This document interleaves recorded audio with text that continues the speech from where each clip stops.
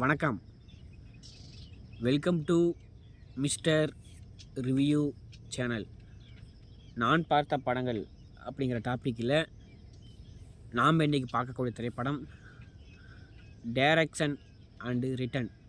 ஹரி அவரோட direction and ரிட்டனில் produce பார்த்துக்கிட்டோன்னா பாலச்சந்திரன் அண்டு புஷ்பா கந்தசாமி அவரோட ப்ரொடியூஷனில், சினிமோட்டோகிராஃபி பார்த்துக்கிட்டோன்னா பிரியான் அவரோட சினிமோட்டோகிராஃபியில், விடி விஜயன் அவரோட எடிட்டிங்கில், மியூசிக் பார்த்துக்கிட்டோன்னா ஹாரிஸ் ஜெயராஜ் அவரோட இசையில், விக்ரம், த்ரிஷா, விவேக் மற்றும் பலர் நடித்து மே மாதம் 1 2003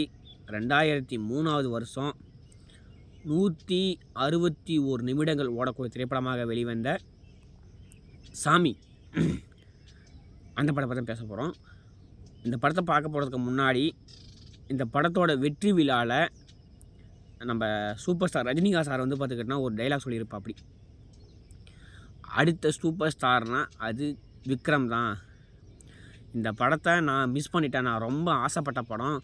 எனக்கு பார்த்துக்கிட்டேன்னா நடிக்கணும்னு நான் ரொம்ப ஏங்கின படம்.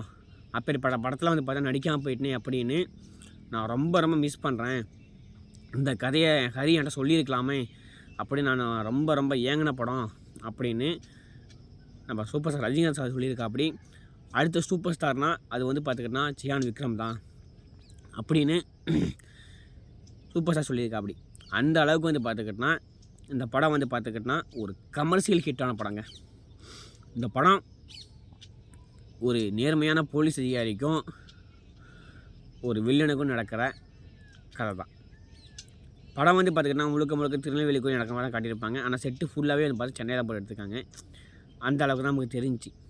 அதே மாதிரி இந்த படத்தில் ஃபஸ்ட்டு பார்த்துக்கிட்டோன்னா ஒரு 1/4 மணி நேரம் 1/2 மணி நேரம் பார்த்துக்கிட்டோன்னா விக்ரம் பார்த்துக்கிட்டோன்னா போலீஸாகவே காட்ட மாட்டாங்க.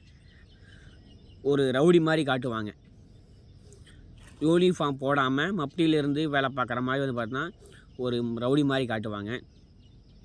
அதுவும் அந்த 1 சாமி 2 சாமி 3 சாமி 4 சாமி 5 சாமி 6 சாமி அப்படின்னு சொல்கிறக்கூடிய சீன்லாம் பார்த்துக்கிட்டோன்னா நம்ம ரஜினிகாந்த் சார் பார்த்தா ரொம்ப ஃபீல் பண்ணி சாப்பிட. அந்த சீன்லாம் பார்க்க ரொம்ப புல்லரிப்பாக இருந்துச்சு. இப்போப்பட்ட சீனை பார்த்தா எப்படி நம்ம ஹரி மேக் பண்ணானே தெரியல. அந்த அளவுக்கு பார்த்துக்கிட்டோன்னா அந்த சீன் பார்த்தா சூப்பராக இருந்துச்சு, ரொம்ப புல்லரிப்பாக இருந்துச்சு அப்படின்னு நம்ம ஹரி சொன்னா. அப்படி ரஜினிகாந்த் சொன்னா. அப்படி அந்த அளவுக்கு பார்த்தா அந்த சீன் பார்த்தா அற்புதமாக இருக்கும்.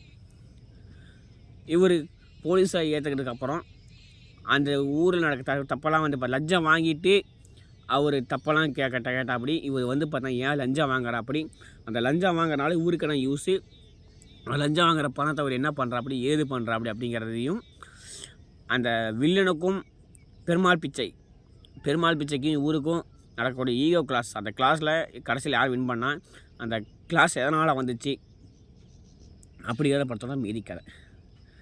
இந்த படத்தில் விக்ரம் சார் பார்த்துக்கிட்டோன்னா ஒரு போலீஸான அதிகாரியாக நடிக்கலை, வாழ்ந்திருக்கா. அப்படி ஒரு மிடுக்கான போலீஸ் அதிகாரி எப்படி இருப்பா. அப்படி ஒரு மிடுக்கான போலீஸ் அதிகாரி எந்த அளவுக்கு பார்த்துக்கிட்டோன்னா லஞ்சத்தை வாங்கிட்டு இந்த அளவுக்கு பார்த்துக்கிட்டோன்னா இருப்பா. அப்படி எந்த அளவுக்கு பார்த்துக்கிட்டோன்னா தான் பக்கம் இருக்க நியாயத்தை பார்த்துக்கிட்டோன்னா மக்களுக்கு தெரியப்படுத்துவா. அப்படி தான் பார்த்தீங்கன்னா ஒரு உண்மையான போலீஸ் அதிகாரி. லஞ்சம் வாங்கினாலும் அதை துளி கூட பார்த்துக்கிட்டோன்னா தன் செலவுக்கு எடுக்கலை, வேறு ஒரு நல்லது கை எடுத்துக்கிங்க அப்படின்ட்டு எந்த அளவுக்கு பார்த்துக்கிட்டோன்னா இருப்பா. அப்படி ஒரு போலீஸ் அதிகாரினா இப்படி தான் இருக்கணும், ஒரு போலீஸ் அதிகாரினா இந்த மாதிரி தாண்டா இருக்கணும் அப்படின்ட்டு ஏற்ற உடலமைப்பு, ஏற்ற நடிப்பு, கச்சிதமான கதை அமைப்புக்கு ஏற்ற கரெக்டான நாயகனாக பார்த்தா ஹரிசார் நம்ம விக்ரம் சார் இருப்பா. அப்படிங்க த்ரிஷா இந்த படத்தில் அவங்க ஒரு விக்ரமுக்கு பார்த்திங்கன்னா ஜோடியால் விக்ரமோட மனைவியாகவே வாழ்ந்துருக்காங்க சொல்ல முடியும்.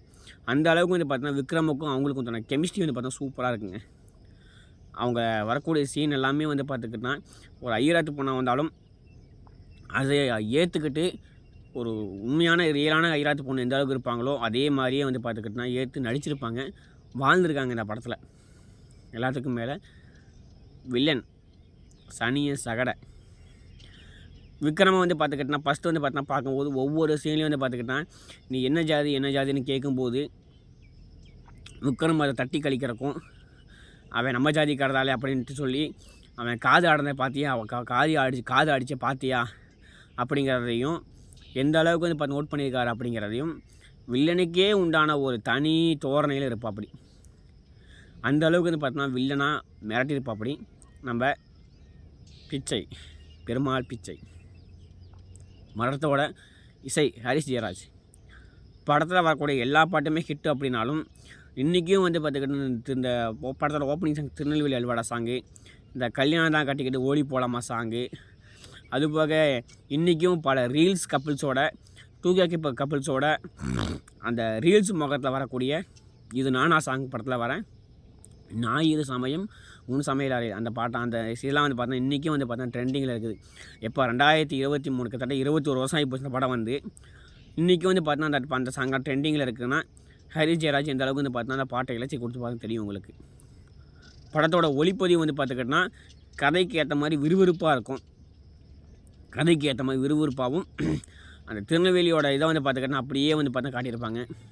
கிளைமேக்ஸில் வந்து பார்த்துக்கிட்டோன்னா அந்த ஆற்றுக்குள்ளே தாமிரபரணி ஆற்றுக்குள்ளே நடக்கிற ஃபைட் சீன்லாம் பார்த்துக்கிட்டோன்னா அவ்வளோ இதாக இருக்கும். ஒரு சீன் வந்து பார்த்துக்கிட்டோன்னா மேலே ஒரு பாலத்துலேருந்து கீழே குதிக்கிற மாதிரி அந்த சீனை வந்து பார்த்தா டூப் போடாமல் நடிச்சிருக்காரு அப்படின்னு சொன்னாங்க. அது எந்த அளவுக்கு உண்மைன்னு தெரியல. அவர் டூப் போடாமல் நடிச்சிருந்தா கண்டிப்பாக பாராட்டுகள் வேண்டிய விஷயம் விக்ரம் சாருக்கு. விவேக் சார் சொல்ல மறந்துட்டேன். விவேக் சாரோட காமெடி எல்லாமே வந்து பார்த்துக்கிட்டோன்னா ஜனரஞ்சகமாகவும் இருக்கும், ரசிக்கும்படியாகவும் இருக்கும், அதே மாதிரி யோசிக்கும்படியாகவும் இருக்கும். உங்களுக்கு தான் அது வந்து பார்த்துக்கிட்டோன்னா பழசு, இவாளுக்கெல்லாம் அது புதுசு. அதே மாதிரி வந்து பார்த்துக்கிட்டிங்கன்னா அவா அந்த ரோட்டை போடுறது அவா, வீட்டை சுட்டுறது அவா, வீட்டை கட்டினது அவா, எல்லாத்துக்குமே சேர்ந்து வந்து பார்த்துக்கிட்டா உங்களுக்கு இது அவங்களா இல்லை எதுங்க குவா அப்படிங்கிறதாகட்டும். கட்சி கொடி ஏற்றினாவே வந்து பார்த்தீங்கன்னா கட்சி ஆரம்பிச்சிருக்குதா, ஒரு தேசிய கொடிக்கும் கட்சி கொடிக்கும் வித்தியாசம் தெரியாது ஆளாதுக்கே அப்படின்ட்டு சொல்லக்கூடிய சீனாகட்டும். அதே மாதிரி அந்த கழுதைக்கும் கல்யாணம் பண்ணி வச்சா கழுதைக்கும் பையனுக்கும் கல்யாணம் பண்ணிச்சா அப்புறம் மழை பெய்யும் கேட்குறதாகட்டும். யானைக்கு வந்து பார்த்துக்கிட்டோன்னா பட்டப்புற நாமம் போகிறதா அப்படிங்கிற சீனாகட்டும். எல்லா சீனுமே வந்து பார்த்துக்கிட்டோன்னா யோசிக்கிற மாதிரியே இருக்குங்க. அந்த அளவுக்கு வந்து பார்த்துக்கிட்டோன்னா அவங்களோட காமெடி வந்து பார்த்துக்கிட்டோன்னா இன்றைக்கும் வந்து பார்த்து நின்று பேசும். இருந்தாலும் நம்ம விவேக் சாம்ப கூட இல்லைனாலும் அவர் வந்து பார்த்து இந்த மாதிரி திரைப்படங்கள் மூலியமாக நம்ம கூட வாழ்ந்துட்டு தான் இருக்கார். மிஸ் விவேக் சார், உங்களோட காமெடியெலாம் நாங்கள் ரொம்ப மிஸ் பண்ணுறோம். உங்களோட கருத்துக்கள் நாங்கள் ரொம்ப மிஸ் பண்ணுறோம் சார். நீங்கள் போனதுக்கு அந்தளவுக்கு யாருமே கருத்துக்கள் சொல்ல, இன்றைக்கி வந்து பார்த்தீங்கன்னா காமெடி இல்லை சார். அதான் நிதர்சனமான உண்மை. இந்த படம் யாரெல்லாம் பார்க்கணும் அப்படின்னா, எனக்கு விறுவிறுப்பாக ஒரு படம் பார்க்கணும், விறுவிறுப்பாக வந்து பார்த்துக்கிட்டோன்னா ஒரு 2.5 மணி நேரம் படம் பார்க்கணும் அப்படின்னு நினைக்கிறவங்க தாராளமாக படத்தை பார்க்கலாம். படத்தோட விறுவிறுப்பான படத்தோடு சேர்ந்து ஒரு விழிப்புணர்வான காமெடியும் எனக்கு வேணும், விழிப்புணர்வு வரக்கூட மாதிரி ஒரு காமெடி சீனும் வேணும்னு அந்த படத்தை பார்க்கலாம். இந்த படத்தில் அந்த அளவுக்கு வந்து பார்த்தீங்கன்னா காமெடியும் இருக்கும், விறுவிறுப்பும் இருக்கும், திரைக்கதை, பின்னணி இசை, பாடல் அனைத்துமே சூப்பராக இருக்கும். எத்தனை பேர் இந்த படத்தை பார்த்தீங்கன்னு தெரியல. பார்க்காதவங்க கண்டிப்பாக டைம் இந்த படத்தை பாருங்கள். இந்த படத்தை பார்த்தீங்கன்னா உங்களுக்கு வந்து பார்த்துக்கிட்டோன்னா டைம் போகிறது ஒரு 2.5 மணி நேரம் டைம் எப்படி போச்சுன்னு தெரியாது உங்களுக்கு. அந்தளவுக்கு வந்து பார்த்தீங்கன்னா இந்த படத்தோட திரைக்கதை இருக்கும். மீண்டும் ஒரு திரை விமர்சனம் சந்திப்போம். இந்த வீடியோ பிடிச்சிருந்தா சேனல் சப்ஸ்கிரைப் பண்ணுங்கள். சப்ஸ்கிரைப் பண்ணிவிட்டு பக்கத்தில் இருக்க பெல் ஐக்கானை கிளிக் பண்ணுங்கள். 4 பேர்த்துக்கு இந்த சேனல் நீங்கள் ஷேர் பண்ணுங்கள். நீங்கள் அளிக்கக்கூடிய லைக்கும் கமெண்ட்டும் சப்ஸ்கிரைப் பண்ணால் வந்து பார்த்தா மிகப்பெரிய ஒத்துழைப்பு அளிக்கூடும். மீண்டும் ஒரு திரை விமர்சனம் சந்திப்போம். நன்றி, வணக்கம், தேங்க்யூ.